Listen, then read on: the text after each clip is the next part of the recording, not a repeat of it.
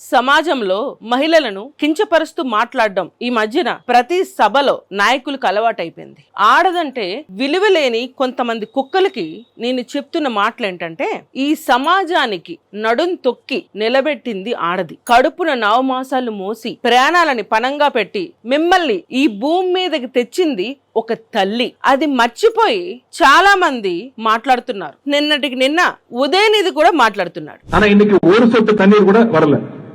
ஆனா இதை பத்தி இருக்கக்கூடிய முதலமைச்சர் வாயை திறந்து பேசுறாரா? பேச மாட்டேங்கிறாரு. அவருக்கு இருக்கக்கூடிய ஒரே கவலை என்ன?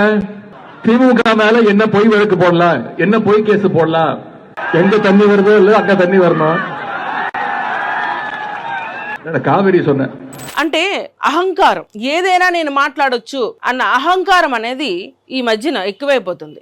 నువ్వు ఈ రోజు బయట వచ్చి మాట్లాడుతున్నావంటే నీ ఇంట్లో నీ ఇల్లాలు తల్లి చెల్లెలు బిడ్డగా ఇల్లును నడిపిస్తూ ఉంటే ఈ రోజు మీరంతా వచ్చి బయట మాట్లాడుతున్నారు.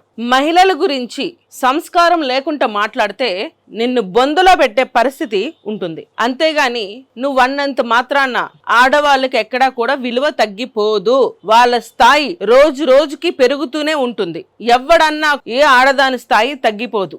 నోటుకొచ్చినట్టు మాట్లాడితే చూస్తూ ఊరుకోవడానికి ఇది పాత రోజులు కాదు. నిన్ను చొక్కా పుచ్చుకొని రోడ్డు మీదకి లాగి చొప్పించి కొట్టే పరిస్థితి ఉంటుంది. నీకే కాదు, ఎవరికైనా ఆడవాళ్ళ కోసం చులకనగా మాట్లాడితే వాళ్ళకి ఇదే పరిస్థితి ఏర్పడుతుంది. ఆడదంటే అణిగి మణిగి ఉండేది కాదు. తిరగబడితే నిప్పు కణిక అని నిరూపిస్తాం. తల్లిగా ఒక జన్మనిచ్చిన ఆడదాన్ని నిందిస్తే నీ పుట్టకే ఒక తప్పు. అది గుర్తుపెట్టుకో. సభలో ప్రజా సమస్యల గురించి మాట్లాడుకుంటా నీ సభకి అటెన్షన్ తెచ్చుకోవడం కోసం ఒక మహిళ గురించి మాట్లాడడం అనేది దిగజారిన రాజకీయం చేయడం. ఇలాంటి చిల్లర రాజకీయాలు ఇక మీద జరగకూడదు. అంటే మహిళా లోకానికి నువ్వు క్షమాపణ చెప్పి తీరాలి. నీలాంటి వాడికి మీ పార్టీ వాళ్ళు డిసిప్లినరీ యాక్షన్ తీసుకోవాల్సిన అవసరం ఎంతైనా ఉంది.